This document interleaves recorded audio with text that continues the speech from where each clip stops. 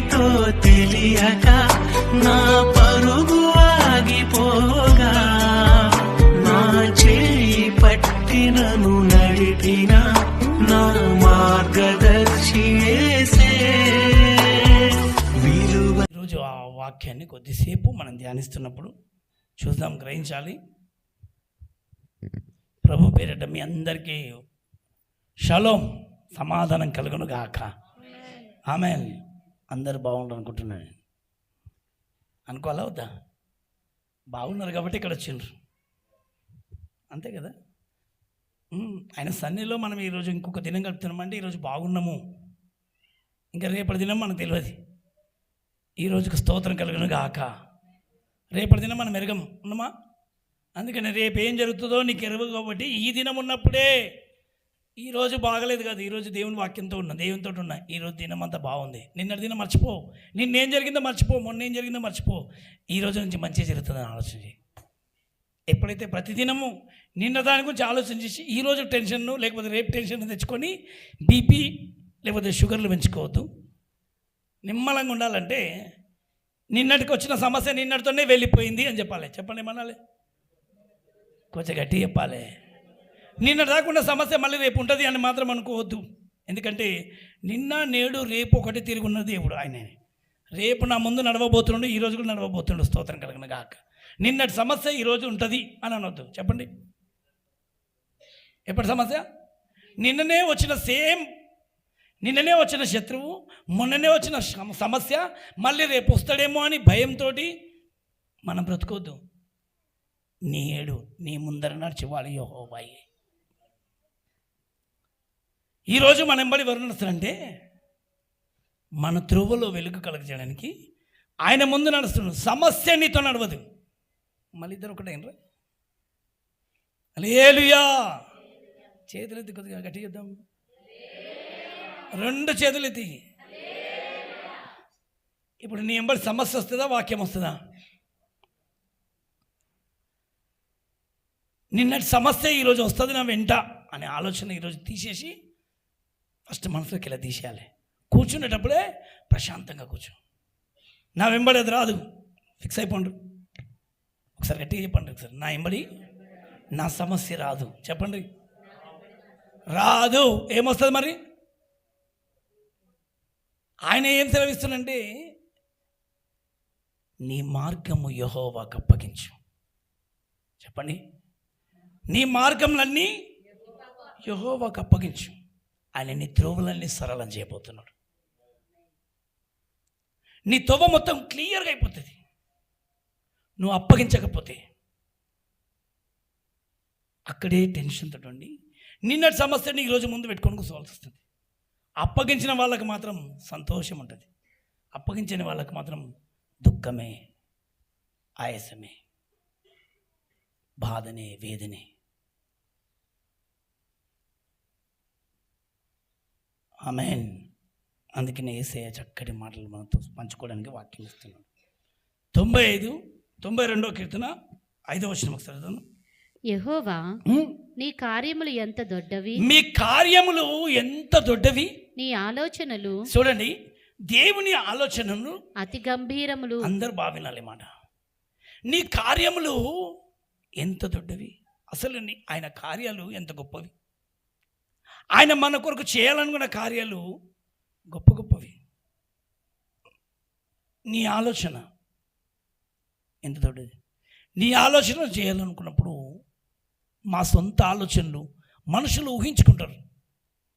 అంత బ్యాడ్ అయిపోతుంది, ఏమో అయిపోతుంది, నాకు ఏం మంచిది కాదు, నాకు ఇట్లా అయిపోతుంది, నా జీవితం అట్లయిపోతుంది, ఇది ఊహించుకుంటారు మనుషులు. ఊహలలో బ్రతుకుతారు. ఎందులో? ఊహలలో. కొంతమంది ఇంకా మంచి మంచి ఊహిస్తారు. కానీ ఆయన ఆలోచన ఏంటి, ఆయన చిత్తం ఏంటి?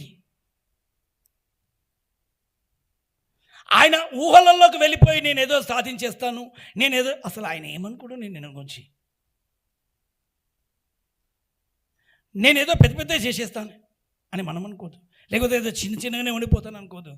ఆయన నచ్చినట్టుగా నేను నడుచును గాక. ఆమేన్. ఆయన మన గురించి కొన్ని ఆలోచనలు చేసి పెట్టిండు, కొన్ని ఉద్దేశాలు చేసి పెట్టిండు. ఆయన ఆలోచనలు, ఆయన తలంపులను గ్రహించి వారు నిజంగా ధన్యులు.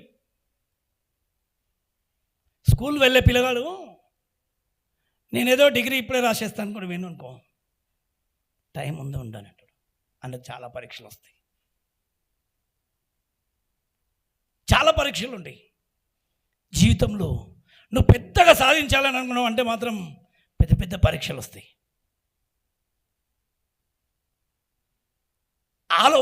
నీ ఊహలకు నేను చాలా పెద్దగా సాధించాలనుకుంటున్నా, నేను ఏదో చేయాలనుకుంటున్నా, నేను ఏదో వెళ్ళాలనుకున్నప్పుడు దానికి సరిపడే సమస్య, పర్వతాలను నువ్వు ఎదుర్కోవాల్సి వస్తుంది. నీ ఆలోచనలు అంత గంభీరంగా ఉంటే అంత గంభీరదాన్ని నువ్వు ఎదుర్కోవాల్సి వస్తుంది. ఒకవేళ దేవుడి ఆలోచనతో నువ్వు నడిచినావంటే నీ కొరకు సముద్రమే అడ్డం వచ్చిన, అగ్ని అడ్డం వచ్చిన, వాటి నుండి మధ్యలో మంటలలో వెళ్ళిపోతున్నా పువ్వుల మధ్యలో సాగిపోతున్నట్టు ఉంటుంది. స్తోత్రం కలుగునుగాక. ఎక్కడ వెళ్తే మంటలో నిన్ను సలసల మారుతున్న మంటలలో వేస్తే కూడా ఆ మంటలు కూడా నీకు పువ్వుల్లా కనబడతాయి, చల్లటి పన్నీరులా కనబడతాయి. అదే ప్రభువు కనుక నీతో లేడనుకో, నీ సొంత ఊహలైతే చిన్న సమస్యకే నువ్వు చేపలా గడగడగడగడగడగడ కొట్టుకుంటావు. ఆ కొట్టుకుంటున్నప్పుడు అర్థం చేసుకోవాలి, ఇది నా ఊహకు వచ్చిన సమస్య, మేము ఊహించుకున్నందుకు వచ్చిన సమస్యలు ఇవన్నీ. దేవుడి చేత వచ్చిన సమస్య అయితే దానికి దారి చాలా స్పష్టంగా త్వరగా తెరవబడవుతుంది. మనుషుల చేత వచ్చే సమస్యలకైతేనేమో వేచి ఉండాలి, చేసిన తప్పును సరిదిద్దుకునేంత వరకు ఓపికతో ఉండాలి. ఏం చేయాలి? చేసిన తప్పును బట్టి వెళ్ళవలసిన త్రోవలో వెళ్ళకుండా ఉండాలంటే, మళ్ళీ ఆ గమ్యంలోకి రావాలి, మళ్ళీ ఆ రూట్కి వెళ్ళాలంటే కొంచెం సమయం పడుతుంది నీకు. దానికి ఎందుకు ప్రభా నువ్వు ఇట్లా చేసినావు అంటే, నేను నీకు చెప్పినా, నువ్వు నన్ను అడిగినవా, నేను నీతో చెప్పినా, నువ్వు నన్ను అడిగినవా, నేను నీతో చెప్పినా నువ్వు ఈ దారికి వెళ్ళు అని చెప్పి. నేను చెప్పక ముందుకే నువ్వు వెళ్ళి ఇబ్బందులు పెడుకుంటావు. చాలామంది అంటారంటే, నేను నమ్మినా కదా దేవుణ్ణి, నమ్మినంత మాత్రాన కాదు, తిరిగి అమ్మేసినామేమో చూసి నమ్మకాన్ని. చాలామంది నమ్ముతారు, దయ్యాలు కూడా నమ్ముతాయి. ఎంతమంది తెలుసు? ఏమవుతాయి? చాలామంది నేను దేవుని మీద నమ్మకం క్రియలు లేని నమ్మకం ఎలా? నమ్మకం పెట్టుకుని వాళ్ళు ఊహించింది జరగాలి అని చెప్పి నమ్మకం పెట్టుకున్నా నేను నమ్మిన దేవుని అని అంటే, నువ్వు నమ్మినావు మంచిదే. ఇంకెవరు నమ్మినరు? దయ్యాలు కూడా నమ్మినాయి. యాకోబు పత్రిక 2వ అధ్యాయంలో చూసింటారు మీరు. Very good. చూస్తున్నాము 19 దేవుడు ఒక్కడే అని నీవు నమ్ముచున్నావు. నువ్వు నమ్ముతున్నావు, మంచిదే. అలాగు నమ్ముట మంచిదే. దయ్యములను నమ్మి వణుకుచున్నాయి. అయ్యో, ఏం పడుతున్నా? దయ్యాలు కూడా నమ్మి వణుకుతున్నాయి. చెప్పండి, ఏం నమ్ముతున్నా? అరే, నమ్మినంత మాత్రాన ఏం జరగదు. చెప్పాలి, ఏం చేయాలిగా?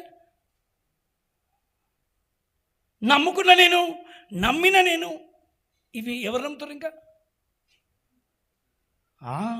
నువ్వు నమ్మినావు, మంచిదే. అలాగూ దయ్యములు కూడా నమ్మి వణుకుతున్నాయంట. ఎంతమంది తెలుసు దయ్యాలు వణుకుతున్నాయని? వణుకుతున్నాయి లేవా? మత్తయి సువార్తలు చూడండి, స్తోత్రం కలుగునుగాక, చూపిస్తాడు. 26వ అధ్యాయము 63వ వచనంలో, అందుకు ప్రధాన యాజకుడు, ఇక్కడ ఏమనంటుండంట, యాజకులు సైతం, ప్రధాన యాజకుడు ఆయనను చూచి, నీవు దేవుని కుమారుడవైన క్రీస్తువైతే, ఎవరెవరో నువ్వు దేవుని కుమారుడైన క్రీస్తువైతే ఆ మాట మాతో చెప్పుమని జీవము గల దేవుని తోడని నీకు ఆనబెట్టుచున్నాను నేను. అందుకు యేసు, నీవన్నట్టే ఇది మొదలుకొని మనుష్య కుమారుడు సర్వశక్తిని కుడిపార్శ్వమున కూర్చుండి. హల్లెలూయా.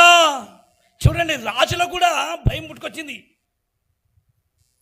ఆయన దేవుని కుమారుడని ఆయనకు శిక్ష వేసేయాలనుకున్న వాళ్ళకి గడగడ గడగడ వణుకు పుట్టుకొచ్చింది.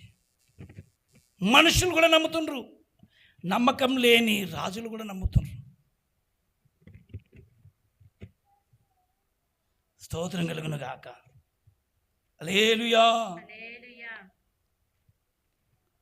అక్కడ లూకా సువార్త 4వ అధ్యాయంలో ఉంటుంది, 34వ వచనం నుంచి. వాడు నజరేయుడైన యేసు మాతో నీకేమి. ఇక్కడ 32వ వచనం చదవమా.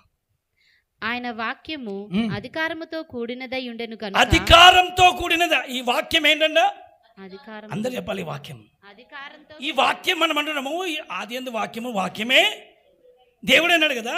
ఈ వాక్యం ఏమైందంట చెప్పాలి. అందుకనే చాలా మంది నమ్ముతున్నారు అంటారు, కానీ ఏం నమ్ముతున్నావు? ఈ వాక్యం ఒక అధికారం. ఏంటిది చెప్పాలి. గన్ను పట్టుకున్నాను అనుకో, గన్నులో బుల్లెట్లు లేకపోతే డమ్మి గమ్మది గన్నది. ఏ గన్నది? డమ్మి గన్నుకి ఎవరు భయపడరు. గన్ను ఉంది, షూట్ చేస్తాను అనుకో, ఒకళ్ళు తెలియనంతసేపు అందులో బుల్లెట్ ఉందేమో, చంపేస్తాడేమో, వాడు ఒక్కసారి డెసిషన్ అన్నాను అయిపోయా. అలా లేదని తెలిసిపోయినుకో ఏముండదు, నీ చేతులు డమ్మియా. మనిషి లోపల కూడా వాక్యమై ఉండాలి. స్తోత్రం కలుగును గాక. ఏముండాలి మనిషి లోపల చెప్తాలే. వాక్యం అధికారం. వాక్యం ఏంటిది? చాలామంది దగ్గర వాక్యం ఉండదు, కానీ డమ్మి గన్ను పట్టుకొని నా దగ్గర గన్ను ఉంది, నా దగ్గర గన్ను ఉంది, నా దగ్గర గన్ను ఉంది, నా దగ్గర గన్ను ఉంది, నా దగ్గర గన్ను షూట్ చేస్తా. వాళ్ళకి తెలుసు, నీ గన్నులో డమ్మి గన్ను, నీ దగ్గర బుల్లెట్ లేదు, ఉట్టి దీపావళి పటాకులు టప్ టప్ కాల్చుకోవడానికి తప్ప దేనికి పనికిరాదని. దేనికి? దీపావళి పటాకులు టప్ టప్ అంటాడు. ఆ పటాకి గన్ను తీసుకుపోయేవారు, నేను చంపేస్తాను అనుకుంటున్నా. పొరడు ఏమంటాడు, నువ్వు కాదు నీ అయ్య కూడా ఏం చేయలేదంటాడు. అదే ఒరిజినల్ గన్ను పట్టుకో. ఈరోజు చాలామంది డమ్మి గన్నులు పట్టుకొని ప్రపంచాన్ని మాయ చేస్తుంటే అసలైంది వాక్యం ఇక్కడే. ఈయన వాక్యం అధికారం. చెప్పాలి, ఏముంది? గట్టి చెప్పాలి. ఆయన వాక్యంలో ఏముంది? అధికారం. అవునంటే అవును, కాదంటే కాదు, జరిగిపోతుంది, జరుగునుగాక అయిపోతుంది. అందుకని నేను నమ్మినాను కదా, ఆ వాక్యాన్ని అధికారంతో నమ్మాలి. చూడండి, ఆయన వాక్యము అధికారముతో కూడినదై ఉండెను గనుక వారు ఆయన బోధకు ఆశ్చర్యపడి. ఆయన బోధకు ఏమైందంట? ఆశ్చర్యపోయిండ్రు. ఆయన మాటలలో ఆశ్చర్యం. ఆ సమాజ మందిరంలో అపవిత్రమైన దయ్యపు ఆత్మ పట్టిన వాడొకడు ఉండెను. ఎవరంట? అపవిత్రమైన.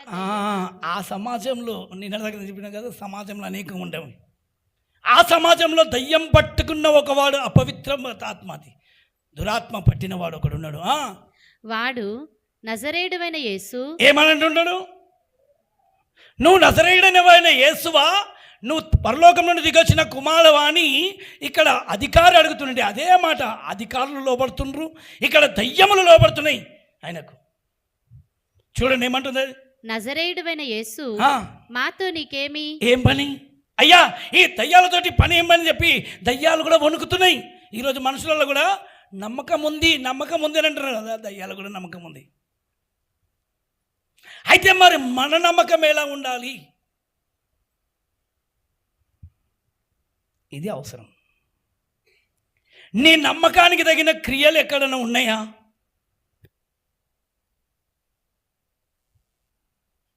స్తోత్రం కలుగును గాక. ఇప్పుడు మరి మనిషికి నమ్మకం అనేది ఉన్నది. నేను నమ్మినంట కదా, ఆ నమ్మిన దానికి ప్రూఫ్ ఏదైనా ఉందా? ఇప్పుడు ఈ గన్ ఉంది, టిప్ టిప్ టిప్ టిప్ అని కదా, అందులో బుల్లెట్ ఉందా చూపి అని అడతాడు. ఇప్పుడు వాళ్ళు కూడా దయ్యం అది అడతాడు. నాకు తెలుసు, నాకు యేసు తెలుసు, పౌలు తెలుసు అని అంటాడు. ఎవరు తెలుసు? యేసే తెలుసు, పౌలు యేసేని పట్టుకొని నడిచిండు నాకు తెలుసు. కానీ మీరెవరిని పట్టుకొని నడుస్తున్నారో తెలుసా? డమ్మి గన్ను పట్టుకొని నడుస్తున్నారు అనేసి వానికి తెలుసు. ఎందుకు ప్రభా వీడు వెళ్ళిపోతలేడు అని అంటే, పట్టుకున్నది నువ్వు అనుకున్నావు, నీ గుండెలో ఉన్నది నమ్మకం అనుకున్నావు, కానీ నమ్మకానికి తగిన క్రియ అక్కడ కనబడలేదు. ఏదో సాధించాలి, ఏదో చేయాలనే ఆశ తప్పన అందరికి అవసరమే. ఏదో మంచి ఇల్లు కట్టాలి, మంచి ఉద్యోగం వెళ్ళాలి, మంచి వెళ్ళాలి, అక్కడ ఏ చేయాలి, ఇది చేయాలి. ఆశ ఉండడం మంచిది కాదు అని చెప్పాను. మంచిదే, ఆశ ఉంటేనే ఏదైనా సాధించగలుగుతావు, మంచిదే. కానీ ఆశకు తగినట్టుగా నీ లోపల యేసు ప్రభుని నమ్మితే నమ్మినట్టుగా నీ క్రియలు ప్రూఫ్గా ఉండాలి. స్తోత్రం కలుగును గాక. మనుషులను నమ్మినంత దేవుని నమ్మరు. నిజం చెప్తున్నా కదా. చాలామంది ఎవరు నమ్ముతారు ఎక్కువ అంటే, మనిషి మీద ఉన్నంత నమ్మకం దేవుని మీద ఉండదు.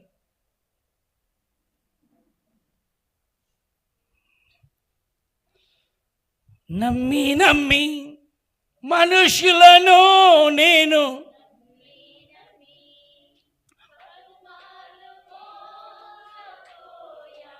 ఇది మాత్రం మంచిగా చెప్తారు. వాళ్ళని నమ్మినా వీళ్ళని నమ్మినా నేను పోసపోయినా నేను నమ్మినా ఇక వాళ్ళ మీద ఎత్తేమంటే నిందలు ఎన్ని అనుమతిస్తారు. ఎందుకు? నేను వాళ్ళని నమ్మి ఇట్లా అయిపోయినా, నేను వీళ్ళని నమ్మి ఇట్లా అయిపోయినా. వాళ్ళ ఎవరు నమ్మన్నా? నేను నువ్వు నమ్మేటప్పుడు యేసు ప్రభువే దేవుడు అని చెప్పి, జీవంగల దేవుడు తప్ప నాకు ఎవరు వద్దని చెప్పి మొట్టమొదటిగా నీ విశ్వాసము అందరిని వదిలిపెట్టొచ్చు. నీ మధ్యలో మనుషులను ఎందుకు నమ్ముతున్నావు? మన ప్రయాణము, మన గమ్యము యేసయ్య అని చెప్పి ఒకసారి యేసు వైపే మొదలుపెట్టినప్పుడు అప్పుడే ఆ రోజే మనకు బాప్తిజం తొట్టిలో లేకపోతే మన మనసు లోపల ఎప్పుడైతే మనం అనుగుతామో నాకు నువ్వు తప్ప వేరే ఎవ్వరూ లేరు, ఇది మన గమ్యం. నీవే రాజ్యము, నీవే దేవుడు, నీ తప్ప నాకు ఏది లేదు అని చెప్పుకొని సర్వస్వము నీవే అని చెప్పి అన్నీ వదిలిపెట్టి ఆయన దగ్గరికి వచ్చి, అన్నీ వదిలేసినావా? ఇంకా కొన్ని వదిలేనంట. అన్నీ వదిలేసిన, నాకు ఎవరితో పని లేదు అని అనుకొని వచ్చి మళ్ళీ మెల్లమెల్లమెల్లగా ఒక్కొక్కటి మెల్లమెల్లగా లోపలికి దూరుతూ ఉంటే ఆ నమ్మకం కాస్త ఎక్కడ పెరుగుతుంది? హల్లెలూయా. చేతులు ఎద్దొకసారి గడిగిద్దాం. అందుకేనాడు నీ నమ్మిక చొప్పున నీకు జరుగును గాక. నువ్వేది నమ్ముతావో అదే జరుగుతుంది నీకు. అయితే నీ నమ్మకము చాలా దృఢంగా, విశ్వాసంగా ఉండాలి. చేతులు ఒకసారి చెప్దాం గట్టిగా, ఇంకోసారి గట్టిగా, ఇంకోసారి చదువు. వాడు నజరేయుడైన యేసు, మాతో నీకేమి, మమ్ము నశింపజేయ వచ్చితివా? నీవెవడవో నేను ఎరుగుదును. నీవెవరవో నేను ఎరుగుదును. ఎవరికి తెలుసు ఈ విషయం? నువ్వెవరో నాకు తెలుసు. చెప్పాలి, నువ్వెవరవో నాకు అబ్బో. ఎందుకంటే వాడనమాట మనం మాట్లాడదు, ఆయన మర్యాద ఇచ్చి మాట్లాడదాం. ఆయన ఎవరో మనకు తెలుసు. వాడు వేరేగా మాట్లాడిండు, మనం మాట్లాడు. నువ్వెవరో నాకు మాకు తెలుసు.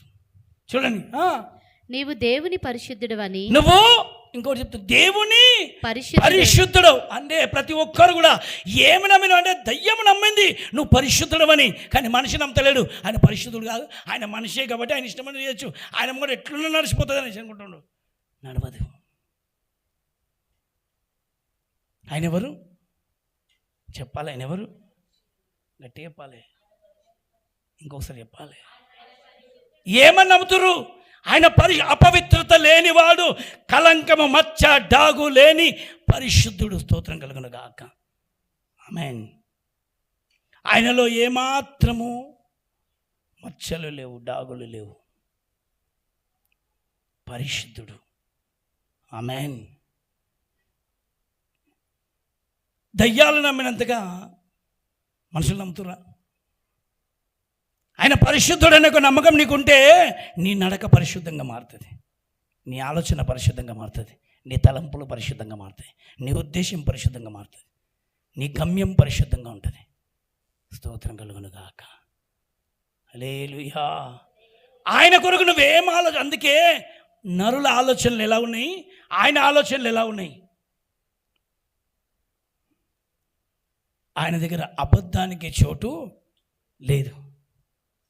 అబద్ధం ఆడుటకైన నరుడు కాడు. ఆయన అబద్ధాలు మాట్లాడేవాడు కాదు. మరి మనిషి 24 గంటలు పొద్దున్న లేస్తే సాయంత్రం వరకు ఏం మాట్లాడుతుండ్రు? ఆయనను ఎలా చూస్తుండ్రు వీళ్ళు? ఆయనను ఎట్లా గమనిస్తుండ్రు? పశుపాయులు వాటిని గమనించరు అన్నాడు. స్తోత్రం కలుగును గాక. ఆయనను వెంబడించాలంటే అందుకే అంటాడు, ముందు ఆ దయ్యం వెళ్ళిపోవాలంటే ఆయన ఎవరో నాకు తెలుసు, నువ్వెవరో నాకు తెలుసు, పౌలెవరో నాకు తెలుసు అని అంటాడు. అందుకే మనము వెంబడిస్తున్న తీరు, మాట్లాడే తీరు దయ్యాలు పరిశోధిస్తాయంట. నిన్ను వెంబడిస్తున్నా, లేకపోతే నిన్ను వెంబడిస్తూ నిన్ను ఆటంకపడుతున్న దురాత్మ ఏదైతే అడ్డుపడుతుందో అది కూడా వెళ్ళిపోవాలంటే ముందు నీ ప్రవర్తన యేసు ప్రభువులో జాగ్రత్తగా కట్టబడును గాక. హల్లెలూయా. చేతులు దగ్గర గట్టిగా, రెండు చేతులెత్తి ఆమేన్ స్పష్టంగా అక్కడ చూపిస్తూ ఉన్నాడు కొన్ని విషయాలు. మనం కీర్తన గ్రంథం 103వ కీర్తన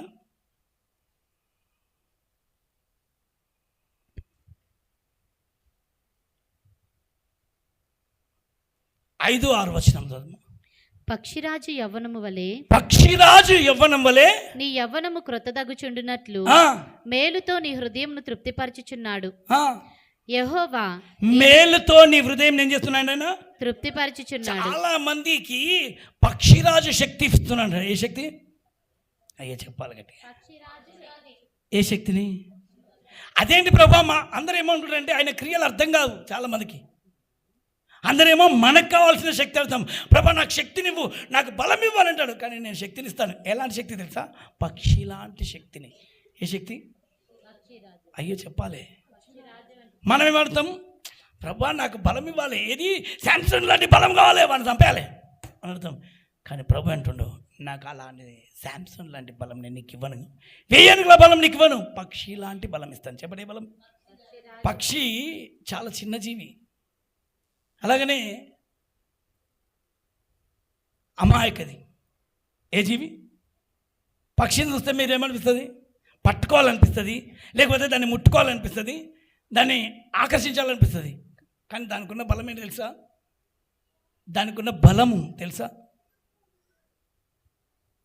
పక్షికి ఉన్న బలం ఏంటంటే ఎవరైనా ఎక్కడికి వెళ్ళినా రాని ఎవరికి చిక్కకుండా తప్పించుకొని పైకి వెళ్ళిపోతుంది, ఎగిరిపోతుంది. అలాగనే నేను నీకు ఒకటే ఒక బలం ఇస్తాను. ఏ బలం అంటే పక్షిరాజు బలం. ఏ బలం? రాజులలో చాలా పక్షులు ఉన్నాయి. పక్షులలో రాజు ఎవరు తెలుసా?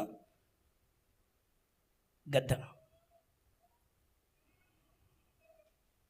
ఈగల్. అది ఎత్తైన స్థలం మీకు వెళ్ళిపోతుంది. ఒక్కొక్కసారి అది ఫ్లైట్ లాగా పైకి వెళ్తుంది, చాలా పైకి వెళ్ళిపోతుంది, మేఘాల దాకా వెళ్ళిపోగలుగుతుంది. మామూలు పక్షులేమో కాకులు కొంచెం పైన తిరుగుతుంటే ఈ పక్షిరాజు మాత్రం గద్దలు ఎత్తైన స్థలం కనబడతాయి. ఆయన కూడా ఏది ఇష్టం తెలుసా? ఎక్కడ వెళ్ళాలి నువ్వు? ఎక్కడ వెళ్ళాలి? పైకి ఎగిరే శక్తి నేను నీకు ఇవ్వబోతున్నాను. ఫ్లైట్. ఆమేన్. గాలి నిండా ఉంటే గాలి మోటార్ అంటాం. ఇప్పుడు నీ లోపల కూడా బలముగా వీచే గాలి వాలే నా హృదయములోకి ఏం కావాలి? బలమైన గాలి వీచేయడానికి ఒక గాలి వాళ్ళు కూర్చుని ఉన్న స్థలంలో ఆ ఇల్లంతా కప్పేసిన వెంటనే వారందరూ పరిశుద్ధాత్మతో నింపబడ్డారు. ఆమేన్. ఆ ఆత్మ వారికి వాక్శక్తిని ఇస్తుందంట. ఆత్మ వారిని ఎత్తైన స్థలంలోకి, వెళ్ళలేని చోట్లకి. నీకు రెక్కలు లేకపోతే ఇంకా ఎగరలేవు. నమ్మకం ఉంది. నమ్మకంతో పాటు నీకేం కావాలి? ఆయన ఏమి ఇస్తా అంటుండో, నీకు ఏ శక్తి నీకు కావాలి? ఎగిరే శక్తి నీకు వచ్చిందనుకో, అప్పుడు నిన్ను ఎవరు ముట్టుకోలేరు, పట్టుకోలేరు. ఎవరి చేతికి చిక్కకుండా నువ్వు దాచగలుగుతారు. ఎగరలేకుండా నీ శక్తిని కోల్పోయినావనుకో, పక్కనే ఇంకొకరు తిరుగుతున్నాడు, వాళ్ళ చేతికి చిక్కుతావు. ఇది ఆయన ఆలోచన. అసలు ఆయన ఆలోచనలు మనం కొన్ని వినాలంటే, ఆయన ప్రభా నువ్వు మాకు శక్తిని ఇవ్వాలని మనం ఎంతమంది అడుగుతారు? అమ్మ ఎంతమంది అడుగుతారు? ఏమని శక్తి? మాకు మోకాళ్ళల్లో శక్తి కావాలి ఏసయ్య, మాకు నడుములలో శక్తి కావాలి, మాకు గుండెలో శక్తి కావాలి, మాకు కడుపులో శక్తి కావాలి, మాకు తలలో శక్తి కావాలి. శక్తి లేదు ప్రభువా అని అడుగుతారు. కానీ ఆయనకి ఇవ్వాలనుకున్న శక్తి లేదా? ఈ చిన్న చిన్న వాడుతున్నావు, నాకు నేను ఏమి ఇవ్వాలనుకున్నా తెలుసా? ఎత్తైన స్థలంలో ఎదగాలి, ఎక్కాలి. ప్రభువా నా ఆశ తీర్చవా, ఎక్కలేని ఎత్తైన కొండపై నన్నెక్కించవా. ప్రభువా నా ఆశ తీర్చవా, ఎక్కలేని ఎత్తైన కొండపై నన్నెక్కించవా. యేసయ్య నా ఆశ తీర్చవా, యేసయ్య నా ఆశ తీర్చవా, ఎక్కలేని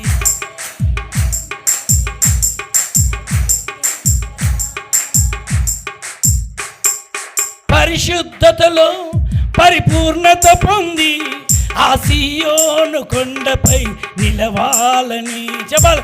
పరిశుద్ధతలో ఆ సీయోను కొండపై నేను కూడా నీ వలనే మారాలని, నేను కూడా. హల్లెలూయా. ఎంతమందికి ఆశ ఉందట్లా? అయ్యా నువ్వు ఎగిరిను, ఆయన మీద కూడా దిగొచ్చాను. యేసు ప్రభు వారు కూడా ప్రార్థన చేసిందంట, ప్రభువా నాకు శక్తి కావాలి అని. అందరూ అడగవచ్చు. ప్రజలందరూ బాప్తిజం పొందుకున్నప్పుడు యేసు ప్రభు వారు కూడా బాప్తిజం పొందుకొని ప్రార్థన చేసింటారు. ఏం ప్రార్థన చేసింటాడు, ఏం అడిగి ఉంటాడు అని అడిగితే, ఆకాశం తెరవబడి ఆయన మీదకి ఒక పక్షి వచ్చిందంట, పావురం. ఇది తెల్లటి పావురము మనుష్య రూపంలో పైకి కనబడుతున్నప్పుడు ఆకారంలో కిందికి వచ్చే వరకు చిన్నగా పావురమై ఆయన మీదకి వచ్చింది. ఏం పొందుకున్నాడు అయ్యానంటే ఎగరడానికి శక్తి పొందుకున్నాడు. స్తోత్రం కలుగును గాక. హల్లెలూయా. ఈరోజు నువ్వు పొందాలి శక్తి, అవసరమే కాదనన్నాడు. అయితే ఏ శక్తి మీద నువ్వు ఆధారపడుతున్నావు? కొంతమంది దయ్యాలను ఎదిరించే శక్తి కావాలి, అవి ఆల్రెడీ భయపడుతున్నాయి చెప్పాలి. కొంతమంది దయ్యాలను ఎదిరించే శక్తి కావాలి. నేను ప్రార్థన చేస్తే గిలిగిలిగిలిగిలి కొట్టుకుంటున్నాను, గిలిగిలిగిలి కొడుతున్నాను. నేను ఒకటే అన్నాను, ఇప్పుడు నేను కూడా పోతామంటాను బయటికి. పోగానే అవి ఈ అని పడిపోతాయి. దానికి నేను పెద్ద ఏది కాదు, అది ఆల్రెడీ నిన్ను చూసి భయపడుతుంది, నన్ను చూసి కాదు. ఎవరిని చూసి భయపడుతుంది అంటే దీనికి మనిషికి టెంపర్ ఎక్కుతుంది. నేనేదో సాధిస్తున్నా, నేను వెళ్ళంగానే ఏదో చేసేస్తున్నా. నువ్వు నేను చేస్తే ఏం కాదు, అది ఆల్రెడీ ఎవరికి భయపడుతుంది చెప్పాలి? అది ఆయనకు భయపడుతుంది. ఆమేన్. మనిషి దేవునికి భయపడును గాక. హల్లెలూయా. గట్టి చెప్పాలి. మేము ఒక ఫంక్షన్కి పోయినా నిన్న, అట్లా ఫంక్షన్కి పోయి ప్రార్థన చేయడానికి పోతుంటే అని అలా పడిపోతుంది. చూస్తున్నా కదా, అట్లా గుర్తుంది. అలా మంచి ప్రేయర్ ఫంక్షన్ జరుగుతుంది. ఫంక్షన్ జరుగుతుంటే అలా ప్రార్థిస్తుంది. ఇక్కడ కూడా మేము అనుకున్నాం, వాళ్ళందరూ నన్ను చూడకండి, అక్కడ అది చూడండి. ఎందుకంటే ఎవరికి భయపడుతుంది? ఎవరికి? ఆయనకు భయపడుతుంది. హల్లెలూయా. దయ్యములు ఎవరికి భయపడుతున్నాయి? ఈ మాట ప్రతి సేవకుడు గుర్తించును గాక. ఏదో మనల్ని చూసి పారిపోతున్నాయి. సేవకుడు నేను చేస్తున్నా, నేనేదో పెద్ద సేవ చేస్తున్నా, నేనేదో పెద్దగా దేవుళ్ళగా అయిపోయినా, దేవుణ్ణి చూసి అది దయ్యములు వణుకుతున్నాయి. ఎందుకంటే నీ లోపల వాక్యం ఉంది, ఆ వాక్యానికి అది భయపడుతుంది. స్తోత్రం కలుగును గాక. అంతే. వాక్యం అధికారమై ఉంటే చాలు. అధికారం దేవుందే, ప్రార్థన దేవుంది, వాక్యం అంతా దేవుడే. ఆమేన్. నువ్వు నేను మనిషి సాధించేది ఏది లేదు. ఏదో సాధిస్తాము అని అనుకుని పరిగెత్తులు ఎత్తేది కాదు, అన్నీ చేసేది ఆయన్ని. స్తోత్రం కలుగును గాక. ఆమేన్. కొంచెం గట్టిగా పోసారు. హల్లెలూయా. అధికారం ఆయనది, వాక్యం ఆయనది, మాట ఆయనది. చేతులైతే ఒకసారి ఇంకొకసారి. ఎంతమందికి అర్థమవుతుంది? ఎవరైనా మరి మేమెట్లుండాలి ప్రభా? దయ్యాలు భయపడుతున్నా అంటే నీకు కావాల్సిన ఒకటే ఒక శక్తి, పైకి ఎగిరే శక్తి పొందును గాక. ఏ శక్తి? ఎంతమంది కావాలి? ఏ శక్తి? ఆయనకి ఇష్టం ఇది ఏది? ఏ శక్తిని ఇవ్వాలనుకుంటున్నావు? ఎలాంటి శక్తి? పావురం వలె నువ్వు పైకి ఎగిరిపోవాలి, రాజు వలె, పక్షిరాజు వలె నువ్వు ఆ రాజు దగ్గరికి వెళ్ళాలి. స్తోత్రం కలుగును గాక. ఆ కింద ఒక మాట చూడము, పక్షిరాజు యవ్వనము వలె నీ యవ్వనము క్రొత్తదగ్గుచుండునట్లు మేలుతో నీ హృదయంను తృప్తిపరచుచున్నాడు. యెహోవా నీతి క్రియలను జరిగించుచు. ఏ క్రియలన్నా అమ్మా? ఆయన ఏ క్రియలు జరిగించిండు? ఒక వ్యక్తిలో ఉండవలసినవి ఏంటి అని అంటే నీతి క్రియలు. చెప్పండి, ఏ క్రియలు? చెప్తలేరు. క్రియలు లేకుండా నమ్మిన అని అంటే కాదు, నమ్మకం ఉంటే సరిపోదు. ఏముండాలంట? నీతి క్రియలు. అందరూ చెప్పండి ఇట్లా. ఏ క్రియలు ఉండాలి?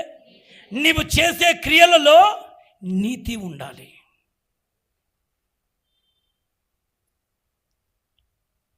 ఏముండాలి?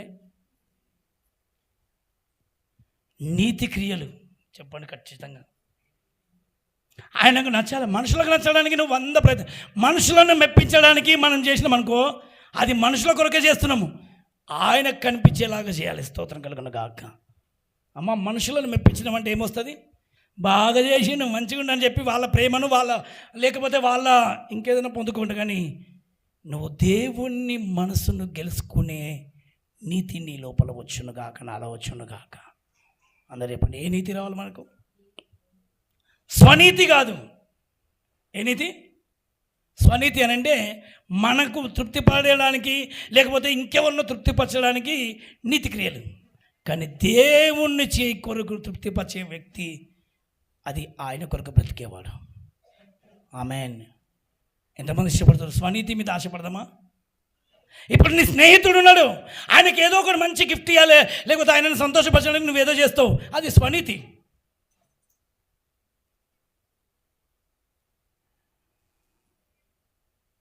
ఎవరి గురించి? అందుకే అన్నాడు, ఏది చేసినా ప్రభు నిమిత్తం చేయండి అన్నాడు. హల్లెలూయా. ఇప్పుడు చేద్దాం. ఎవరి గురించి చేద్దాం? ఏదో మనుషుల మెప్పో లేకపోతే ఏదో సహాయమో ఏదో రావడానికి ఎన్నో తంటాలు పడతారు.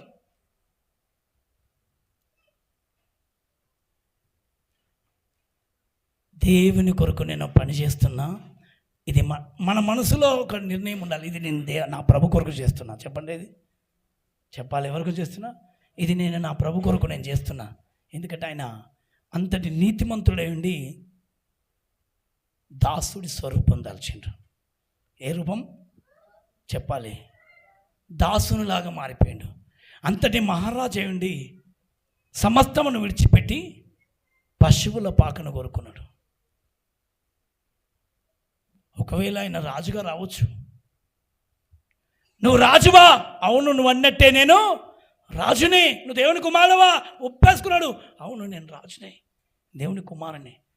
ఆయన తక్కువ కాదు. అలాంటి మహనీయుడైండు కూడా అలాంటి మహత్యాన్ని వదిలిపెట్టి ఈ మట్టిలో బ్రతుకుతున్నావు. ఎన్ని రోజులయ్యా నువ్వు నేల మీద నడిచినావు? చూడండి 104వ కీర్తనలో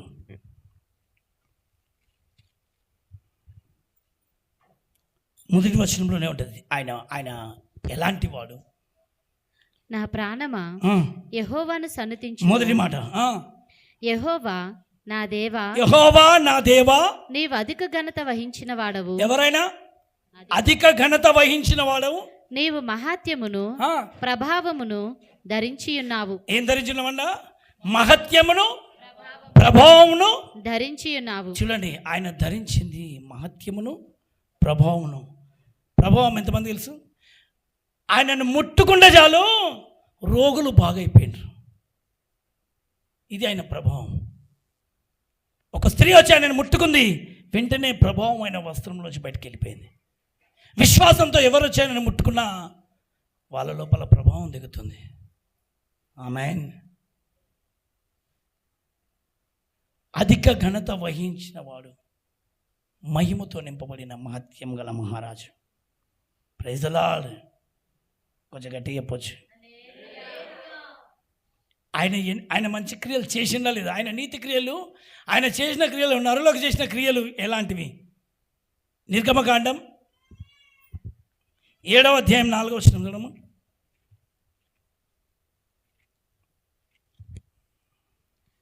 ఫరో మీ మాట వినుడు గాని నేను నా చెయ్యి ఐగుప్తు మీద వేసి గొప్ప తీర్పుల చేత నా సేనలను ఇశ్రాయేలీలైన నా ప్రజలను ఐగుప్తు దేశంలో నుండి వెలుపలికి రప్పించెదను.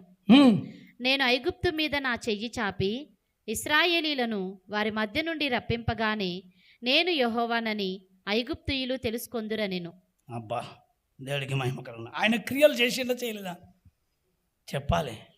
చాలామంది నమ్మకం ఉన్నాయంటారు కదా, నమ్మకంతో తన ఐగుప్తులో నుండి అనేక ప్రజలను ఆయన బయటికి తీసుకొచ్చిండు. ఈరోజు నువ్వు నమ్మినానంటావు కదా, నమ్మినట్లయితే అనేక ప్రజలు ఇంకా ఐగుప్తు బానిసత్వంలో వాళ్ళని బయటికి తీసుకుంటారు. స్తోత్రం కలుగును గాక. ఇంకా బానిసత్వంలో ఉన్న వారిని చెప్పండి, ఎవరిని? బానిసత్వంలో ఉన్న వారిని, బంధించబడిన వారిని బయటికి తీసుకొని రండి. నమ్మకం ఎలా ఉండబోతుందో ఆయన చేసిన క్రియలే మనం కూడా చేయాలన్నాడు. ఏం విసిరానైనా ఐగుప్తు మీద ఏం విసిరానైనా తన చెయ్యి చాపి చూడమ్మ, మళ్ళీ చదువుదాము. ఫరో మీ మాట వినడు కానీ నేను నా చెయ్యి ఐగుప్తు మీద వేసి గొప్ప తీర్పుల చేత నా సేనలను ఇశ్రాయేలీలైన నా ప్రజలను ఐగుప్తు దేశంలో నుండి వెలుపలికి రప్పించెదను. నేను ఐగుప్తీయుల మీద నా చెయ్యి చాపి ఇశ్రాయేలీలను వారి మధ్య నుండి రప్పింపగానే నేను యెహోవానని ఐగుప్తీయులు తెలుసుకొందురనెను. మోషే అహరోనులు యెహోవా తమకు ఆజ్ఞాపించినట్లు చేసిరి. హల్లెలూయా. ఇప్పుడు ఆయన ఆజ్ఞాపించినట్టుగా వాళ్ళు ఏం చేశారు? ఇప్పుడు మనం కూడా నమ్మినాను ప్రభు అనంటే దేవుని ఆజ్ఞ మనకు బయలుదేరినట్టుగా మనం కూడా చేయడము మంచిది. ఏమాత్రం మనం చేయకుండా కేవలము నమ్మిన అని అంటే మంచిదా? మోషే నమ్మిన అనే గమనం కూర్చుంటే ఏమన్నా జరిగేదా? నువ్వు నమ్మి ఇంట్లో కూర్చుంటే ఏమన్నా ప్రయోజనం ఉంటుందా? అయ్యా చెప్పాలి, అందరూ చెప్పాలి. ఇప్పుడు ఎవరైనా మంచిగా బాగా చదువుకొని ఇంట్లో ఉన్నారనుకో, అప్పుడు ఏమంటాం మనం? ఇంత చదివి చివరికి ఏమైపోయినారు? అందరు ఎక్కిరిస్తారు. అప్పుడు అన్ని మాటలు మాట్లాడతాం. ఇంత చదివి ఏం లాభం అన్నట్టు కదా. అసలైంది చదువుకున్న దానికంటే ఇంత వింటున్నావు, మరి ఏం లాభం? ఆ చదువు కంటే ఈ ఆజ్ఞ చాలా శ్రేష్టమైంది. స్తోత్రం కలుగును గాక. దానికి డిగ్రీలు మాత్రమే వస్తాయి, జీతం మాత్రమే వస్తుంది. ఇది పరలోకం నుండి జీతం వస్తుంది. దేవుడికి మహిమ కలుగును గాక. ఆమేన్. ఈయన కొరకు నువ్వు పని చేయడం మొదలుపెట్టు.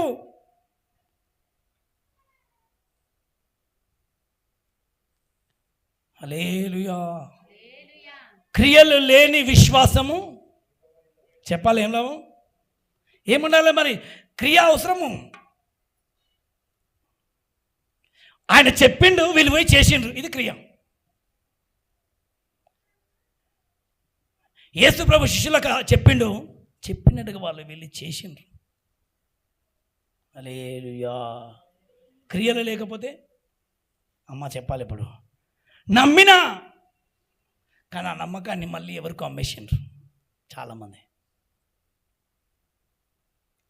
నమ్మకం అనేది చాలా శ్రేష్టమైనది. ప్రభు మీద నమ్మకం ఉండడము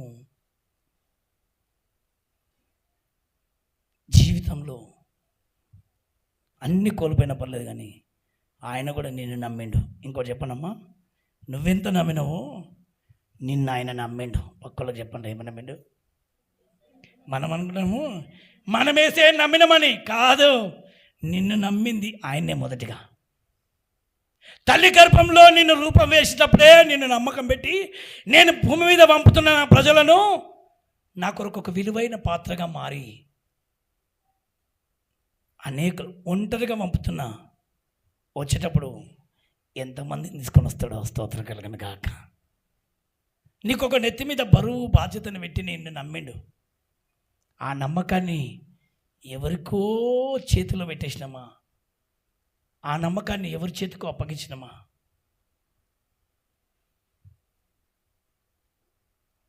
ఆమేన్. ఇప్పుడు చెప్తలేరు.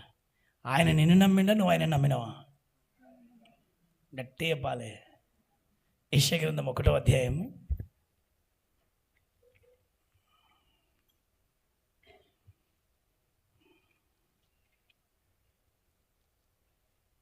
15-16 వచనాలు. మీరు మీ చేతులు చాపునప్పుడు మిమ్మును చూడక నా కన్నులు కప్పుకొందును. 16 వచనం. మిమ్మును కడుగుకొనుడి, మిమ్మల్ని మీరు కడుక్కొనుడి, శుద్ధి చేసుకొనుడి. మీ దుష్క్రియలు నాకు కనబడకుండా వాటిని తొలగింపుడి. నేను మిమ్మల్ని నమ్మిన, అందుకని మీ దుష్క్రియలు నాకు కనబడకుండా వాటిని తొలగింపుడి. కీడు చేయుట మానుడి, మేలు చేయ నేర్చుకొనుడి. అందరి 2వ వచనం. ఇప్పుడు యెహోవా మాటలాడుచున్నాడు, ఆకాశమా ఆలకించుము. ఎవరు చెప్పుకుంటున్నాడు ఆయన? ఆకాశంతో చెప్తున్నాడు. ఆకాశమా విను, భూమి భూమి చెవియొగ్గుము. నేను పిల్లలను పెంచి, ఇప్పుడు చూడండి, ఆయన మనల్ని ఎంత నమ్మినండి. నేను పిల్లలను పెంచి గొప్పవారినిగా చేసి తిని వారు నా మీద తిరగబడి ఉన్నారు. ఇప్పుడు చెప్పండి, నేను పిల్లలను పెంచినప్పుడేమో వాళ్ళు చిన్న పిల్లలు, అప్పుడు మాట విన్నారు. కొంచెం పెరగంగానే మాట వినకుండా తమకు నచ్చిన మార్గాన్ని కోరుకుంటుండ్రు. తిరుగుబాటు. ఏ పాటు? మళ్ళీ డైలాగులు మాత్రం బాగుంటాయి. ఢిల్లీకి రాజులు అయినా తల్లికి మాత్రం కొడుకే అనేసి. ఎంత పెద్దోడు అయినా తల్లికి మాత్రం. మరి ఆయనకు ఈరోజు చాలా జనాలు అందేనంటే నమ్మినట్టే నమ్మి, ఆయన ఎంత నమ్మకంతో మనల్ని పంపించిండో గుండె మీద చేయి పెట్టుకొని, దేవా నువ్వే ఉద్దేశంతో అయితే నన్ను పంపించినావో అది పూర్తిగా నేను చేసే ఇక్కడికి వెళ్ళి వస్తాను ప్రభా. గట్టి చెప్పాలి. ఆ మాట చెప్తలేదు. ఆమె నన్ను ఒక్కలే చెప్పిండ్రు, అందరూ చెప్పాలి. కొంచెం గట్టి చెప్పండి. ఎవరైనా ఉందా? కనీసం లోపల కూడా అనుకుంటా లేదా? ఎవరు నేను అన్నందుకు అనడం కాదు, మనం చెప్పినా కదా. ఎందుకు చేసినానంటే ప్రమాణాలు చేస్తారు పెళ్లిలో. ఎందుకు చేసిండ్రు? కష్టం వచ్చింది, కన్నీళ్ళు వచ్చినాయి, బాధ వచ్చింది, దుఃఖం వచ్చింది. తర్వాత నువ్వు చివరి వరకు నువ్వే ఉంటా అన్నావు కదానండి. నేను ఎప్పుడన్నా పెళ్ళిళ్ళు అన్నావు కదండి. నేనలే పాస్టర్ అన్నావు, నేనన్నా. మన పాస్టర్ అనిపించిండు, నేనన్నా. నా అంతలో నేను అన్నాను. ఏమన్నా ప్రమాణం ఆయన చేయమన్నాడు, నేను చేసిన. నా అంతలో నేను చేయలే. అట్లే ఉంటుంది. ఇప్పుడు చేయమన్నందుకు చేసినా, ఉండమన్నందుకు ఉన్నా, తినమన్నందుకు తిన్నా, పొమ్మన్నందుకు హల్లెలూయా, ప్రైజ్లాడ్, ఆమెన్. బాగున్నావా? పాట పాడదాం, చప్పట్లు కొడదాం. దానివల్ల ప్రయోజనం ఏముంది? చేతులెత్తుదాం, ఆరాధించడం, ప్రార్థన చేద్దాం. ఎవరు చెప్పినందుకు నటిస్తున్నాము? మనసుతో కావాలి. దేంతోటి? అందుకే నేను మనసు పెట్టి ఆరాధించడానికి ముందే వచ్చి కొద్దిసేపు నేను ఆరాధించాలి. చెప్పండి, ఏమనాలి? చెప్పాలి. మనసారా నేను ఆరాధించాలి, మనసారా నిన్ను మహిమపరచాలి, హృదయం తెరిచి నిన్ను కనపరచాలని చెప్పి నీ గుండెలో ఆశ ఉంటుంది చూడు. అలాంటి ఆశతో కనుక నువ్వు వచ్చి కూర్చుంటావు చూడు, అప్పుడు నువ్వు వద్దన్నా ఇట్లా కూర్చున్న వెంటనే పరిశుద్ధాత్మ దేవుడు నువ్వు వస్తున్నప్పుడే ఆత్మ నిన్ను వెంటాడుతాడు. స్తోత్రం కలుగును గాక. హల్లెలూయా. చేతులెత్తకు సరే. బలవంతంగా వచ్చి బలవంతంగా ఆరాధిస్తాడు. దానివల్ల ప్రయోజనం ఏమీ లేదు. నేను పిల్లలను పెంచిన, ఏం చేసిన చెప్పాలి. ఎవరితో చెప్తున్నా మాట? ఆకాశమును కొత్త భూమికి చెప్తుండే. ఈ పిల్లలు చూసిన ఆకాశమా? ఆకాశంలో కూడా కొంతమంది ఉంటారు కాబట్టి వాళ్ళ గురించి చెప్తున్నాడు. భూమి మీద కూడా మనం ఉన్నాం కాబట్టి మన గురించి చెప్తాం. భూమి కొంచెం విను. ఈ జనాలు చూసినావా? ఈ భూమి మీద తిరుగుతారు కానీ నా మాట వింటలేరు. అందుకని యేసుప్రభు వచ్చి ఆ మాటకు మంచి ప్రార్థన చేసిండు.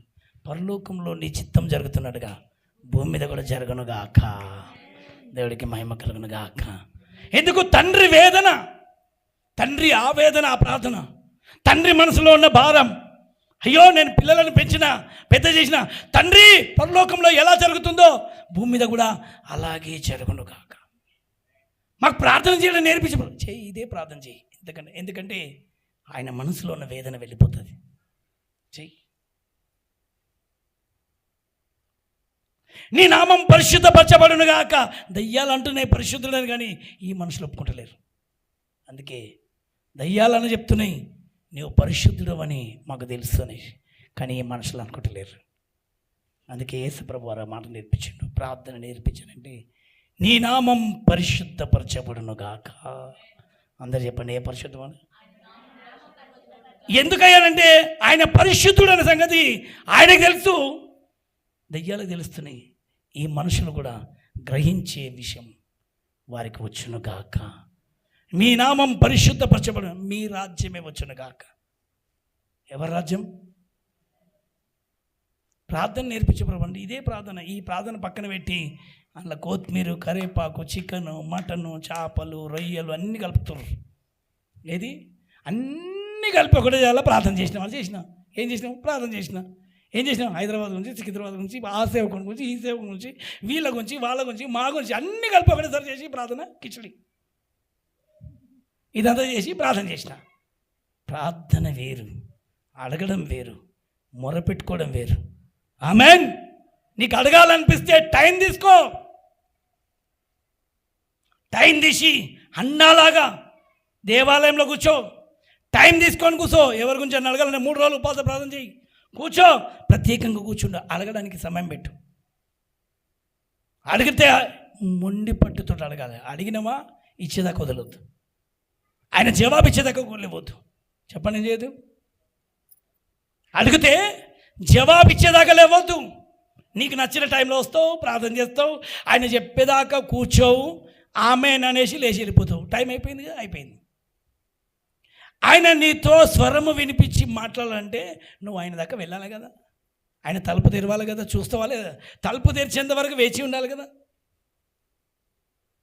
అసలు ఆ తలుపు తెరిచిండా, చూస్తుండా లేదా? ఆయన స్వరం నువ్వు వినాలి, గ్రహించాలి. అప్పుడు నువ్వు ప్రార్థన ముగించి జవాబు వచ్చింది, వెళ్తున్నా. ఏది రాలే, కూర్చున్నా, ప్రార్థన చేసినా చెప్తలేదు కదా. ఇంకా వస్తలే అంటే ఇంకా ఏదో అవిధేయత ఉండొచ్చు, తీసేయి. ఇంకా ఏదో నాకు నచ్చదు, తీసేది. ఇంకా నా కళ్ళు నీ దగ్గర ఆ తలుపు వైపు నేను చూడలేకపోతున్నా, నా కళ్ళు సరిగ్గా లేవేమో, కళ్ళు సరిగ్గా. అందుకే మీ చేతులను కడుక్కోండి. అమ్మా ఏమన్నాడా? 16వ వచనం చూడండి. మిమ్మల్ని కడుగుకొనుడి. మిమ్మల్ని మీరేం చేయండి? కడుక్కోండి, శుద్ధి చేసుకొనుడి. శుద్ధి చేసుకోండి. మీ దుష్క్రియలు నాకు కనబడకుండా, మీ దుష్క్రియలు నాకు కనబడకుండా వాటిని తొలగింపుడి. అమ్మా నాకు ఏం కనబడుతున్నాయంటే, ఒక్కొక్కరిలో ఏం కనబడుతున్నాయంట? దుష్క్రియలు కనబడుతున్నాయంట. అందుకనే అవి కనబడకుండా మీరే జాగ్రత్త పడండి.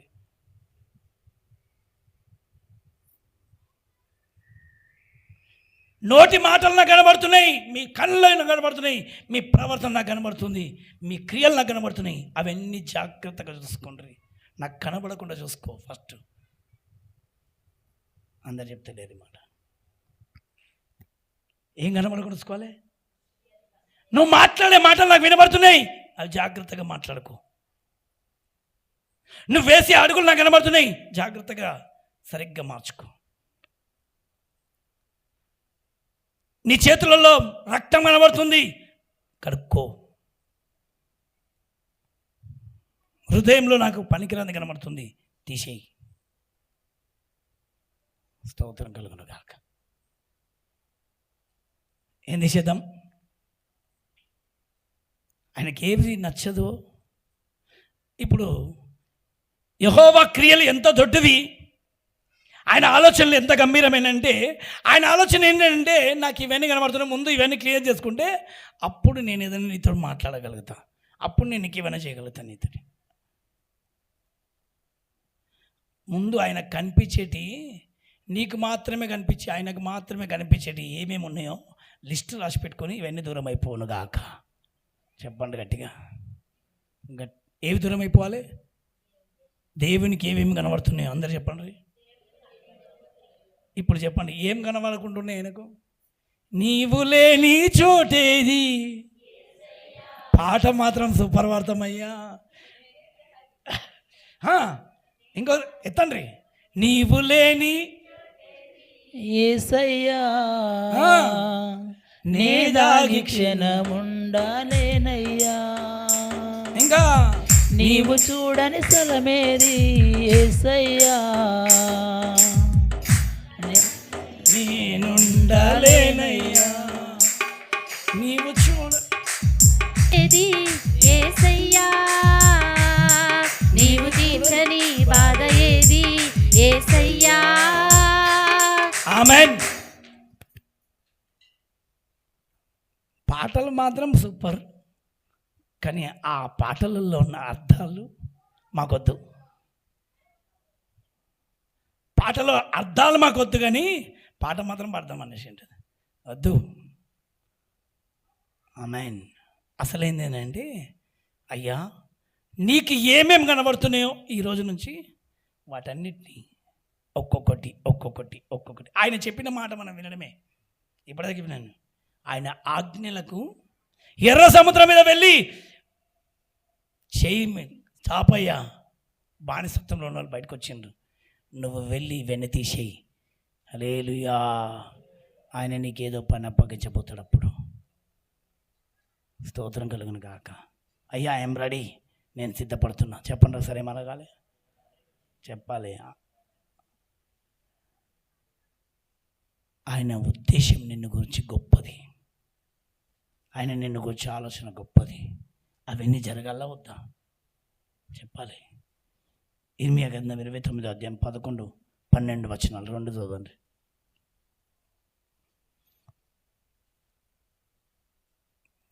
నేను మిమ్మల్ని గూర్చి ఉద్దేశించిన సంగతులను నేను ఎరుగుదును. నేను మిమ్మల్ని గురించి ఉద్దేశించిన సంగతులను నేను మాత్రమే ఎరుగుదును. రాబోవు కాలమందు మీకు నిరీక్షణ కలుగునట్లు, రాబోవు కాలంలో అవి మీకు నిరీక్షణ కలుగునట్లు, అవి సమాధానకరమైన ఉద్దేశములే గాని. ఇప్పటిదాకా చెప్పిన కదా, నిన్నేదో కష్టం వచ్చింది, నిన్నేదో సమస్య వచ్చింది, అది రేపు వస్తుందని నువ్వు అనుకుంటున్నావు, కానీ రాబోతున్న కాలంలో సమాధానమే తప్ప హానికరమైంది కాదు. పక్కలకు చెప్పండి, ఏం కాదు నీ గురించి. ఇప్పుడు మనుషులు ఏమనుకుంటున్నారు, రేపేమో అవుతుందేమో, ఎల్లుండి ఏమో అయిపోతుందేమో, ఈరోజు వచ్చిన సమస్య రేపు వస్తుందేమో, ఈరోజే వచ్చిన కష్టం ఎల్లుండి వస్తుందేమో, వారం రోజుల తర్వాత నాకు సమస్య వస్తుందేమో, నెల రోజుల తర్వాత నాకు సమస్య వస్తుందేమో. కొంతమంది అంటారు కదా, ఏది రాని జబ్బుల గురించి డబ్బులు దాచిపెట్టుకొని వచ్చే రోజులలో నా హాస్పిటల్ ఖర్చుల గురించి పక్కన పెట్టిన. అంటే వీళ్ళు ఫిక్స్డ్ డిపాజిట్ చేసింది దేని గురించి చెప్పాలి. రోగం వస్తుంది, నేను అంటే ఖచ్చితంగా నీ నమ్మకం నీకు రోగం వస్తుంది, నువ్వు బాగుపడాలని పైసలు పెట్టుకున్నావు కాబట్టి ఖచ్చితంగా వస్తుంది. ఎందుకంటే నీ నమ్మకం దేని ఉంది. నన్ను గడికి ఒకటి పడతాడు, పాలసీ యాక్సిడెంట్ కాకుండా నాకేం కాదులో, రేపు నీ పిల్లలకి ఏదైనా కాకుండా పాలసీ నాకేం కాదు, నా పిల్లలకి ఏం కాదు. ఆకాశ పక్షులను పోషిస్తాడు దేవుడు, నన్ను పోషిస్తాడు. పోషించాడా? గట్టి చెప్పాలి, గట్టి చెప్తలేదు. లేదు రేపు రేపు రేపు రేపు రేపు రేపు ఉంటే మాత్రం మనం ఏ రోజు ఉంటే ఏ రోజు పోతావు.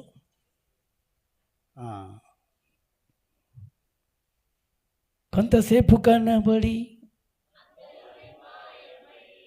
ఆవిరి వంటిది రాయి, ఎప్పుడు పోతుందో తెలియదు.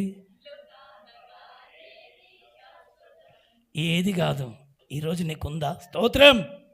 ఒకటే, రేపటి గురించి నువ్వు సిద్ధపడాలి అని అంటే ఒకే ఒక సిద్ధపాటు. ఆయన కళ్ళకు నిన్న కనబడితే ఈరోజు కనబడకుండా ఆగిపోను గాక. చెప్తలేమే సరే, నిన్న కనిపించింది చెప్పండి, రేపు మళ్ళీ కనిపించొద్దు ప్రభా. చెప్తలేరు ఒకసారి.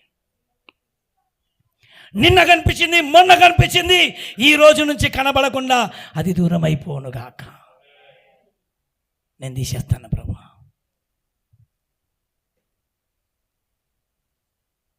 నిన్న మాట్లాడినట్టుగా ఈరోజు ఆ మాటలు నా నోటికి రావద్దు, తీసేస్తాను ప్రభా. చెప్పండి ఒకసారి. మొన్న చేసినట్టుగా మళ్ళీ నా నోటికి ఉండొద్దు ప్రభా. మొన్న చూసినట్టుగా మళ్ళీ నేను చూడొద్దు. చెప్పండి చెప్పండి. ఎంతమందికి అర్థమవుతుంది? ఏవి తీర్పుచ్చుకోలేదు. నిన్న జరిగినాయి నా చేతికి, నువ్వు అన్నావు అవి నాకు కనబడొద్దు నన్ను, కనబడకుండా జాగ్రత్తగా శుద్ధి చేసుకోవాలి. చెప్పాలి, నా చేతులు నిన్న చేసినట్టుగా ఈరోజు చేయొద్దు, రేపు ఇంకా అధికంగా మంచి పనులు చేయాలని నా చేతులు పరుగులెత్తును గాక. నా కళ్ళు ఇంకా మంచి విషయం కొరకు మంచి వెతకాలి. నా ఊహలు ఇంకా మంచి విషయం కొరకు. అందరు చెప్తలేరు చూసిండ్రా, ఆ అమ్మాయి నన్ను కూడా అంటలేరు. అన్నరా మనసులో అనుకుంటారేమో, బయట కాదు. ఏం చేయాలి? వీలైనంత మటుకు మేలైన వాటిని చేయండి. ఏం చేయండి? నోటితో చెప్పాలి. మనం ఏదో నష్టపోతామో, మనమేమో అయిపోతామో, మనకేదైనా చెయ్యి. మేలులన్నీ దాచిపెట్టబడతాడు. కీడంతా భయంకరంగా కనబడుతుంది ఆయనకు. చూడండి ఇంకా కింద, హానికరమైనవి కావు, సమాధానకరమైనవే. అవి సమాధానకరమైన ఉద్దేశములే గాని హానికరమైనవి కావు. ఇదే యెహోవా వాక్కు. మీరు నాకు మొరపెట్టుదురే, మీరు నాకు మొరపెట్టుదురేని, మీరు నాకు ప్రార్థన చేయుచు వత్తురేని, నేను మీ మనవి ఆలకిస్తాను. మీరు నన్ను వెదకిన ఎడల, అది మీరు నన్ను వెతికిన ఎడల, పూర్ణ మనస్సుతో నన్ను గూర్చి విచారణ చేయునెడల మీరు నన్ను కనుగొందురు. ఇది ఆయన ఉద్దేశం. చూడండి, ఆయనకేనంటే తన్ను తాను నీకు చూపించుకోవాలి. అమ్మ చెప్పండమ్మా, వినవాలి. నాకు పౌలుకు యేసు ప్రభు వారు కనిపించుకున్నాడు. ఒక్కసారి ఆయన ముందుకు వచ్చినప్పుడు ఆ మాటని సాక్షిగా మార్చేసిండు. ఏం చెప్పాలి అనండి, ఏం చెప్పాలి అర్థంగా లేదు కాదు. నన్ను నేను నీకు కనపరచుకుంటా, అదే అందరికి చెప్పు. ఇంకేం లేదు చెప్పకు. నేను చూసిన ఆయన నాకు ప్రత్యక్షమైండు, స్తోత్రం.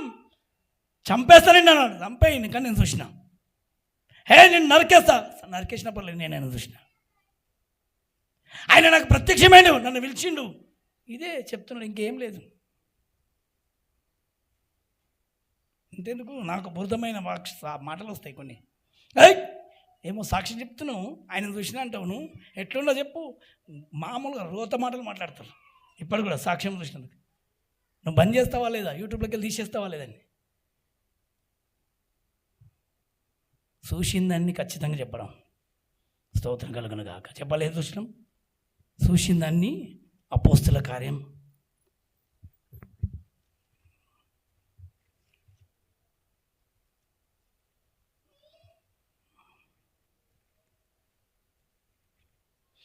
20వ అధ్యాయం 24 నుంచి. అయితే దేవుని కృపా సువార్తను గూర్చి సాక్ష్యం ఇచ్చుట యందు నా పరుగును, నేను ప్రభు అయిన యేసు వలన పొందిన పరిచర్యను, నేను ప్రభు అయిన యేసుక్రీస్తు వారి ద్వారా పొందిన పరిచర్యను తుదముట్టింపవలెనని నా ప్రాణమును నాకెంత మాత్రమును ప్రియమైనదిగా ఎంచుకొనుట, నా ప్రాణాన్ని నేను ఎంత మాత్రము ప్రియముగా ఎంచుకొనుట లేదు. ఇదిగో దేవుని రాజ్యమును గూర్చి ప్రకటించుచు. ఎవరి గురించి ప్రకటిస్తున్నాడు? నేను మీ మధ్యను సంచరించుచుంటిని, మీలో ఎవరును ఇక మీదట నా ముఖము చూడరని నాకిప్పుడు తెలియను. అబ్బా, కాబట్టి మీలో ఎవరి నాశనము విషయమైనను నేను దోషిని కానని నేడు మిమ్మును సాక్ష్యము పెట్టుచున్నాను. హల్లెలూయా.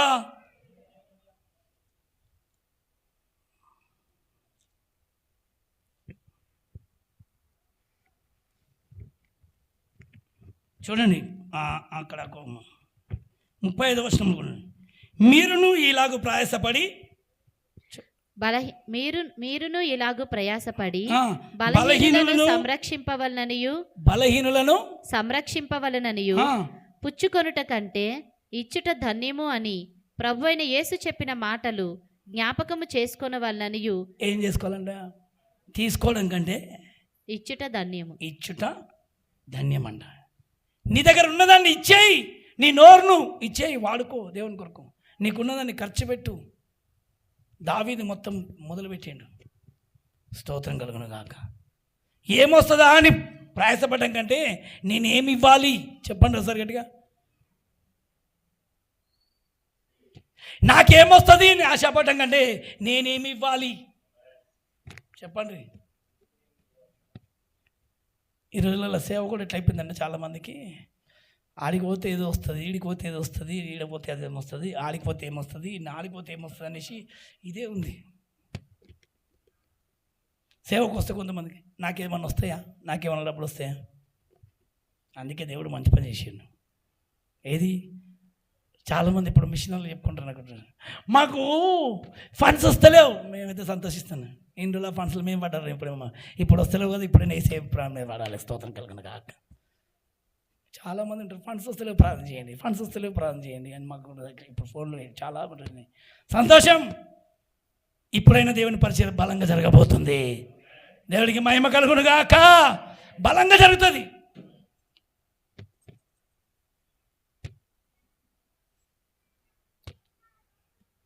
డబ్బుల గురించి కాదు, నీ నోరు నువ్వు వాడబడును గాక, నీ కాళ్ళు వాడబడును గాక, నీ చేతులు వాడబడును గాక, నీ కళ్ళు వాడబడును గాక, నీకున్నదాన్ని ఖర్చు అయిపోను గాక. హల్లెలూయా. చేతులు ఒకసారి గట్టిగా పాలే, నోరుదే చెప్తలేరు. ఇంకోసారి గట్టిగా వినవాలి. నాకు కొంచెం గట్టిగా చెప్పచ్చు కదా. హల్లెలూయా. చూడండి 9వ అధ్యాయం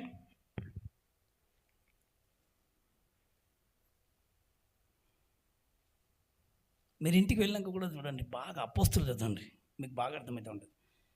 19 నుంచి చదువు. పిమ్మట అతడు దమస్కులోనున్న శిష్యులతో కూడా కొన్ని దినములుండెను.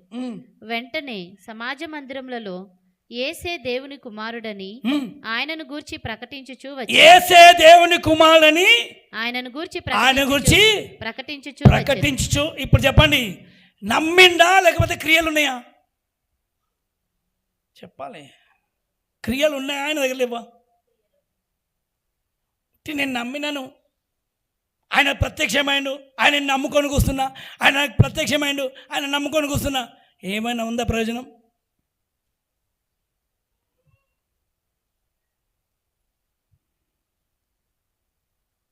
నమ్మిండు, నమ్మిన దాన్ని చెప్పుకుంటూ వస్తున్నాడు. స్తోత్రం కలుగును గాక. ఆమేన్. ఇదే ఒక మనిషికి చెప్పడానికి ఇదేం పెద్ద పరిచయం? చెప్పుకున్నావో, నీకు కనబడ్డాడు, నీకు దర్శనం వచ్చింది, నీకు కనబడ్డాడు, నాతో మాట్లాడిండు, ఇదే నువ్వు చెప్పడము 10 మందికి. స్తోత్రం కలుగును గాక. నీ నోరు ఖర్చు అయిపోను గాక. చెప్పాలి. ఎవరితో మాట్లాడడానికి గంటలు నోరు ఇస్తారు కదా, నీ నోరు నాకు కనబడకుండా పనికిరాని మాటలు తీసేయి. అయితే నాకు కనిపించే మాటలు నీ చెవిలో ఆమేన్ వినిపిస్తాడు. నీకు కనబడిన దాన్ని, నువ్వు చూసిన దాన్ని చెప్పు. ఇప్పటి నుంచి నోరు కేవలం సువార్తకు వాడబడను గాక. హల్లెలూయా. కొంచెం ఇప్పుడు చెప్పండి. ఇంకొంచెం. అయ్యో, నేను నా కళ్ళు చూసిందాన్ని, ఆయన ఏమన్నాడు? నన్ను నేను నీకు కనపరుచుకుంటాను. ఏమన్నాడు? ఇప్పుడు మీరు చూడాలి, మీరు చూపిస్తా అంటుండు, మీరు చూస్తారు, మీరు చెప్తారు. ఇంతకుముందు చూసిన వాళ్ళైతే అది చెప్పును గాక. ఒకవేళ ఇంతకుముందు చూసింది కొంచెం మర్చిపోయిన ప్రభావం మళ్ళీ కనబడాలంటే మళ్ళీ వస్తాడు. అయ్యా సారీ ప్రభా, నేను ఏం చెప్పాలో అర్థం కాలేదు నాకు, ఒక్కసారి దర్శనం ఇవ్వ ప్రభు. అంటే కళ్ళు మూసుకొని ప్రార్థనలకు వస్తావు. 3 రోజులు కూర్చున్నాడు, 4 రోజులు కూర్చున్నాడు, 2 రోజులు కూర్చున్నాడు, కూర్చో. ఒక్కోళ్ళు అడుగుతారు, నేను ఉపవాసం ఉంటే కనబడతాడా, ప్రార్థన చేస్తే కనబడతాడా, ఇట్లా చేస్తే. గుండెలో హృదయంలో నీకున్నాయి, నీకు ఇవన్నీ తీసేయి, అప్పుడు నీకు కనబడతాడు. కనిపించాడు నన్ను. ఆయన మాట్లాడే దేవుడు, జీవం లేని దేవుడు కాదు, జీవం గల దేవుడు. ఎవరైనా చెప్పాలి, ఆయనలో జీవం ఉంది, ఇంకా ఉంది, అది సజీవమైందే ఉంది. ఇంకనూ ఆయన జీవిస్తూనే ఉన్నాడు. అవును అనేవాడు, ఆమేన్ అనువాడు, అంతేకాదు ఉన్నవాడు అనువాడు, రానే ఉన్నవాడు ఆయనే. మాట్లాడే దేవుడు. ఆయన మాటలో జీవం ఉంది. గట్టి చెప్పాలి ఒకసారి, ఆయన మాటలు ఏముంది? ఇంకోసారి గట్టి చెప్తలేరు. హల్లెలూయా. ఇంకోసారి గట్టి చెప్పాలి.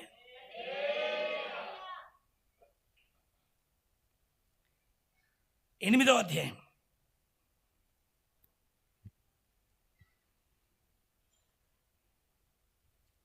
అపోస్తుల కార్యం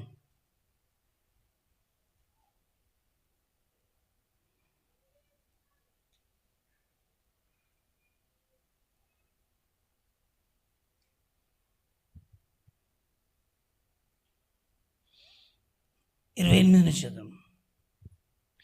అతడు తిరిగి వెళ్ళుచు తన రథం మీద కూర్చుండి 26 నుంచి చదువు.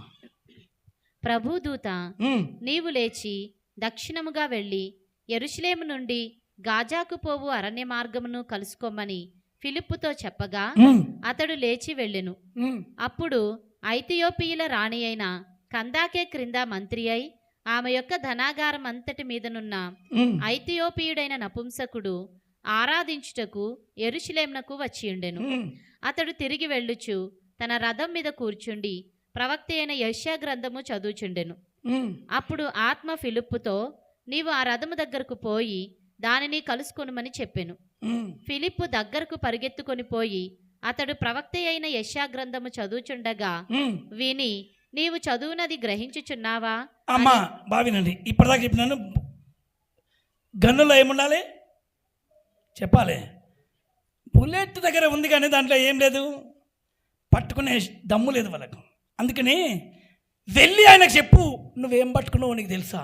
చెప్పని పట్టుకున్నాడు, నువ్వేం పట్టుకున్నావు ఇది నీకు తెలుసా? చాలామంది ఏం పట్టుకున్నావు అంటే వాక్యం, అందరూ ఏమంటారు బైబిల్ అంటారు. నువ్వు పట్టుకున్నది బైబిల్ కాదు, మంట. పక్కలకి చెప్పండి, ఏం పట్టుకున్నావు? ఏం పట్టుకున్నావు నువ్వు? నీకు తెలుసా నువ్వేం పట్టుకున్నావు? బైబిల్ కాదు. ఇర్మియా గ్రంథం 23వ అధ్యాయము 29వ వచనం చదవండి.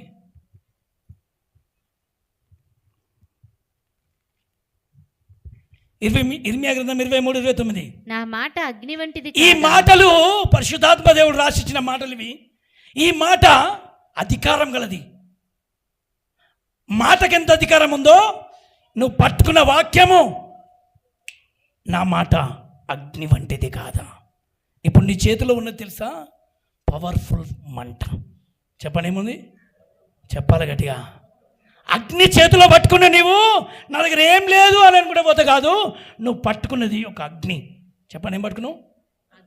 అగ్ని జ్వాల వంటి కన్నులు గలవాడు, అపరంజి వంటి పాదములు గలవాడు. నా మాట అగ్ని వంటిది కాదా? బండలను బ్రద్దలు కొట్టి సుత్తె వంటిది కాదా? అంటే నువ్వు ఒక సుత్తెలాగా పట్టుకొని పోతున్నావు. నువ్వు ప్రపంచంలో నడుస్తున్నప్పుడు రాయి వచ్చి గన్ను మేము పూర్తిగా సుత్తె మీద పడ్డది అనుకో, సుత్తె పగులుతుందా రాయి పగులుతుందా? చెప్పాలి. రాళ్ళే పగులుతాయి. సుత్తెకంత పవర్ ఇనుము. అలాగా ఇనుము కంటే పదునైనది దేవుని వాక్యం. ఆమెన్. ఎంతటి బండ లాంటి హృదయాలైనా సరే నువ్వు మాట్లాడితే అధికారంతో కొట్టు, విశ్వాసంతో పట్టుకో, అది పగలబోతుంది. ఆమెన్. నువ్వు పట్టుకున్నది ఒక మంట. ఆ మంటను చేతులు పట్టుకుని నడుస్తుంటే ఎంత పెద్ద క్రూర జంతువులైనా సరే మంటను చూసి పారిపోతున్నాయి. అందుకే వెళ్ళి చెప్పు, నువ్వు పట్టుకున్నది ఏంటో తెలుసా? యెషయా గ్రంథం. ఆయన ఎవరో తెలుసా? జీవం గల దేవుడు. అలాంటి మహిమ గల మహోన్నతమైన శక్తిమంతుణ్ణి నువ్వు చేతిలో పట్టుకున్నావు. నువ్వు పట్టుకున్నది బైబిల్ని కాదు. చెప్పండి, ఏం పట్టుకున్నావు? నోరు చెప్పలే. అందుకని ఒడిలో పెట్టుకున్నది ఇప్పుడు ఏంటిది? మంట పెట్టుకొని కూర్చున్నావు. స్తోత్రం కలుగును గాక. ఏం పట్టుకొని కూర్చున్నావు? అమ్మా చెప్తలేవు, నా ఇంట్లో దయ్యం ఉంది, నీ చేతిలో మంట ఉంది. అయ్యా మా ఊర్లో చేతబడింది, నీ చేతిలో మంట ఉంది. పక్కలో చెప్పండి, నీ చేతిలో ఏముంది? అక్కడ చేతబడే ఉంది, నా దగ్గర మంటనే ఉంది. స్తోత్రం కలుగును గాక. ఆమెన్.